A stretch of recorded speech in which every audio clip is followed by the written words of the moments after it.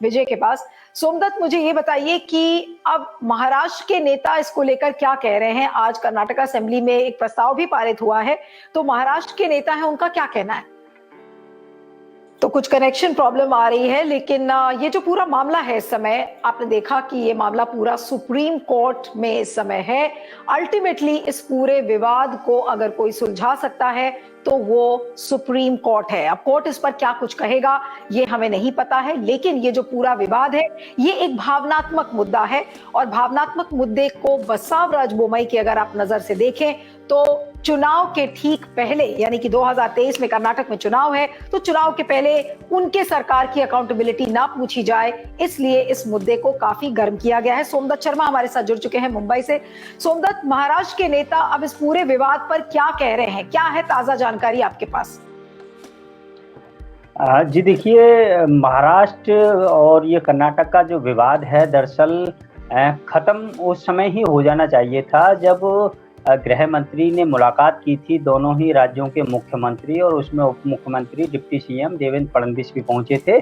और उन्होंने साफ तौर पर, मेरे जो बीजेपी के जो टॉप सोर्सेस है महाराष्ट्र में, उनसे बात हुई थी और उनका कहना था कि देखिए अमित शाह ने साफ तौर पर तीनों नेताओं को एक साथ बैठाया था और उसमें उन्होंने बातचीत की थी कि जो भी जो बयानबाजी हुई है वो अभी हो गई है, अभी आगे से कोई बयानबाजी नहीं करनी है।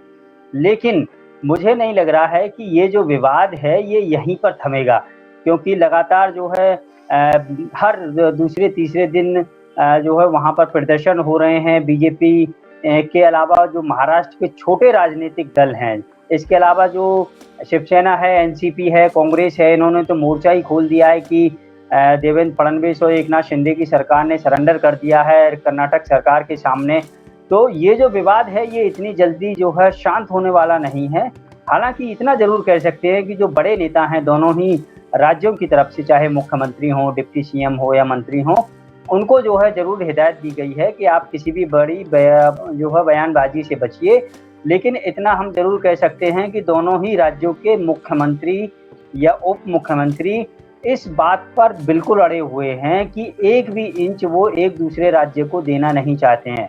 परसों मेरी देवेंद्र फडणवीस से बात हो रही थी, उनका यही कहना था कि देखिए ये जो विवाद है ये दरअसल 2-4 साल पुराना विवाद नहीं है, इसको लगभग 3-4 दशक से ज़्यादा का समय हो गया है, और हम नहीं चाहते हैं कि महाराष्ट्र के कुछ जो गांव, कुछ नहीं बल्कि 600 की संख्या है उन गाँव की, उनको जो है शिफ्ट कर दिया जाए कर्नाटक में। उनका कहना है कि देखिए हम नहीं चाहते हैं, और हम ये भी नहीं चाहते हैं कि जो कर्नाटक के जो गाँव हैं उनको महाराष्ट्र में मिला लिया जाए। तो ये जो बयानबाजी है, ये जो सुर बदले हैं, ये दरअसल सुर बदले हैं जब से मुलाकात की थी एकनाथ शिंदे और अमित शाह की मुलाकात हुई थी। इसके अलावा बोम्मई जो कर्नाटक के मुख्यमंत्री हैं, डिप्टी सीएम हैं महाराष्ट्र के देवेंद्र फडणवीस, उनकी मुलाकात के बाद में ये जो है बयानबाजी हो रही है। लेकिन मुझे ऐसा नहीं लगता है कि दोनों ही राज्यों के जो मुख्यमंत्री हैं या दोनों ही राज्यों की जो वो जनता है जो सफ़र कर रही है, चाहे कर्नाटक के हिस्से में महाराष्ट्र मराठी बोलने वाले लोग हों या फिर महाराष्ट्र में कर्नाटक जो है की भाषा बोलने वाले लोग हों, वो नहीं चाहते हैं, क्योंकि सफ़र वो लोग हो रहे हैं। लेकिन राजनीति इस वक्त चरम पर है, चाहे विपक्ष हो सरकार हो, इस मुद्दे को छोड़ना नहीं चाहते हैं। महाराष्ट्र का विधानसभा का सत्र चल रहा है, उसमें भी ये मुद्दा उठा था। कुछ दिन पहले ही महाविकास अघाड़ी ने जो है एक बहुत बड़ी रैली की थी और उसमें ये मुद्दा जोर शोर से उठाया था कि देखिए कर्नाटक सरकार जो है महाराष्ट्र के कुछ गांवों को छीनने जा रही है और देवेंद्र फडणवीस सीएम और डिप्टी सीएम कुछ नहीं कर पा रहे हैं। तो ये जो मुद्दा है ये मुझे नहीं लग रहा है कि इतनी जल्दी शांत होने वाला है।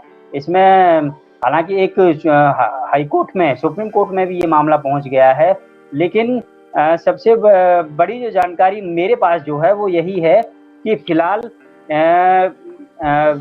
अमित शाह ने, जो गृह मंत्री हैं, उन्होंने दोनों ही राज्यों के मुख्यमंत्रियों को इस मुद्दे पर बोलने से बचने के लिए कहा है।